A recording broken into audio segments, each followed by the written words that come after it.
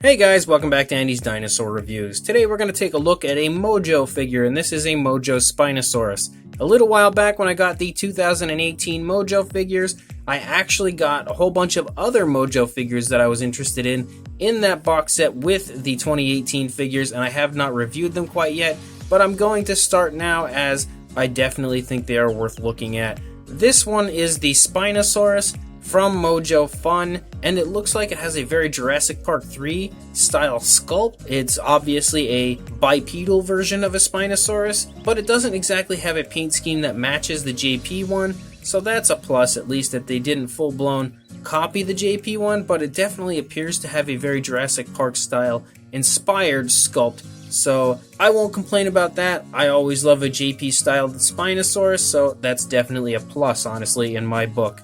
Regardless, let's get a closer look and check out what the fine details of this figure look like as opposed to this long distance shot. So starting up here at the head sculpt is actually really nicely done. You can see the eye is a brownish color, it's got a nice black pupil, looks very good as well. The overall snout and everything sports some very nice looking scales, beautifully sculpted nostril. The teeth all look really good as well. A little bit sloppily painted, but not terribly. It has the hooked jaw here at the end, at the tip of the mouth, which is always a plus as well. The tongue on the inside is painted a pinkish color, and pretty much the entire mouth on the inside has all that pink. It's no different anywhere, but it looks like it's pretty nicely detailed. It's really hard to tell because the mouth isn't articulated and you can't really get in there too close, but it does look pretty good what you can see. The overall head sculpt, as I said, really reminds me of Jurassic Park 3's Spinosaurus, so it's definitely got a very cool nostalgic look to it. When you get down here into the neck, you start to see some nice wrinkling and folding of the skin here in the neck. Beautifully sculpted, and again those scales are nicely done, and they've kind of got like a grayish color, but they've done this dry brushing over top to really bring out the detail with a light gray or a whitish type of a look, and I definitely think that looks good. Definitely gives it some very nice variation of color. You can kind of take note of some hanging skin here, some loose skin in the throat, and then you come down here, you can see the shoulder blade is pretty nicely elaborated out to the Spinosaurus hands. The claws don't really look exactly like I would expect them to look. They're very small, but they look pretty good. They don't look terrible or anything. Nicely painted all over the place as far as tones of coloration. I love that it's a lighter color and then gradually changes to a darker coloration down here on the hands. Again, kind of making you take note of the hands, really elaborating them a little bit for you. You come up here into the stomach, you can take note of the rib cage a little bit here, so that's very nicely done as well.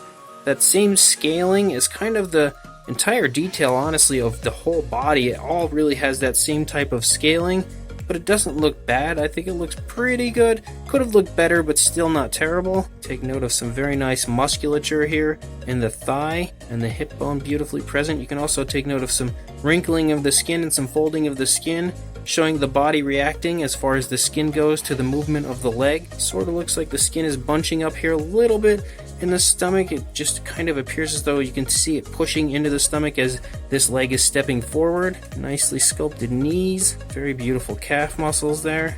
And the Spinosaurus foot also looks pretty good, but once again I feel like the nails are a little bit too short. They should be a little longer, but there's again that nice dry brushing over top to really bring out the detail with that lighter coloration. And if you look at the opposing foot, you can see the dew claw is sculpted out there. The nails don't appear to be sloppily painted or anything. The dry brushing has run over this nail here a little bit, but that's not really that big of a deal.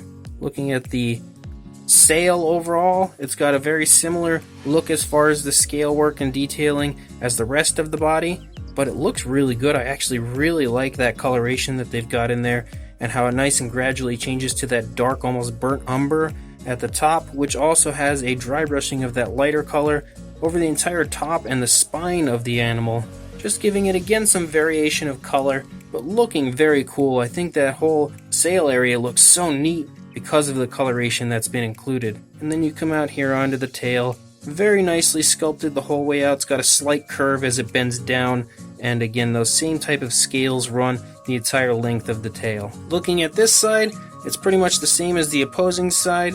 The eye also looks very good here, no sloppiness or anything to the paint. And then you run down, you can start to see those creases in the skin in the neck again. down into the shoulder blade, which you can see is beautifully elaborated from the skin. Very nicely sculpted arm. Once again, that beautiful gradual change in color to that darker coloration to elaborate the hand looks good on this side as well. You can pick up on a little bit of hanging skin and some skin pulling against this leg here. You can actually kind of note the leg bunching the skin up here a little bit in the stomach region. So some pretty good attention to detail on the part of Mojo. Back up here looks pretty good, and the sail also looks nice on this side. That very nice dry brushing over the top. Again, really bringing your attention to some of the detail throughout the sculpt. Beautiful hip bone elaborated, and again that very nice musculature, nice muscle tone here in the thigh and the calf area, and the very nicely sculpted foot. The foot I think actually looks a little better on this side than it did on this side. It's a little more consistent with that dry brushing, but it looks very nice the way they've done that dry brushing actually. I really quite like that.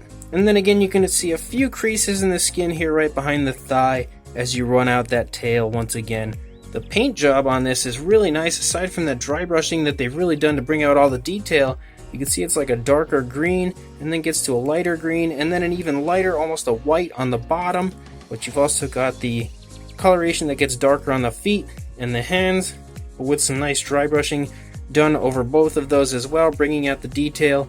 And then you've of course got the burnt umber brown up here, and then this nice yellowish coloration of the sail. Overall, I think the paint really looks nice, and the sculpt itself is not too bad either. As far as a size goes on this Spinosaurus, it's not a very large figure, but it's not super small. Definitely one that would be good to fit in a collection that's kind of running out of room. So if you want a Spinosaurus that's reasonably sized, this is not a bad way to go. You've got about, for a length, about 8 3/4 inches, or about 22.5 centimeters, I would say.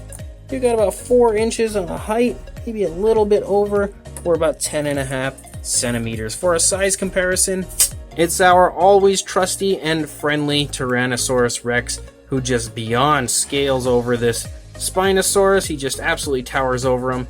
But let's hope that our Rex here isn't holding any kind of a grudge from Jurassic Park 3, because this Spinosaurus down here could be in some serious trouble. This does give you a pretty good idea though of what I was saying, how this is a Spinosaurus that is reasonably sized. If you're kind of running out of room, this is not a bad choice to go if you want a Spinosaurus for your collection, because he does look really cool, and he's not super huge, but he's not super small either.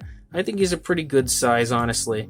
And even if you actually have lots of room, it's still a very good choice for a Spinosaurus. So this Spinosaurus is really quite cool. I think the paint job looks beautiful. It all looks very natural and very real. The paint has been applied in an absolutely beautiful way with a nice airbrush, and makes the entire appearance of this figure look very lifelike and very realistic.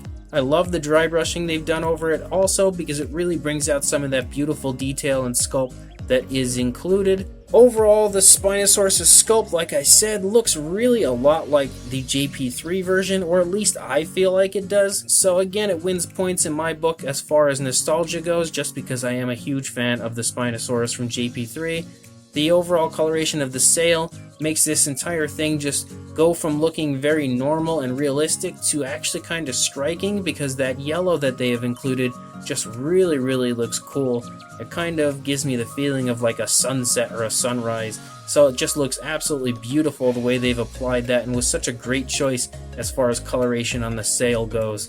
I think honestly this is a very nice Spinosaurus, and definitely one I would recommend. One of Mojo's better figures, honestly, from the ones that I have reviewed. I really quite like it a lot. So if you do want this Spinosaurus, I will throw a link in the description for you to purchase it. I will try to find a link on probably Amazon, I would say, or possibly on everythingdinosaur.com if they have this on there in stock. So I will find you a link somewhere regardless. Definitely a very cool Spinosaurus from Mojo Fun. So if you do want to order it, again, check the description, and please like, comment, and subscribe, and I will see you in the next review. Thanks for watching.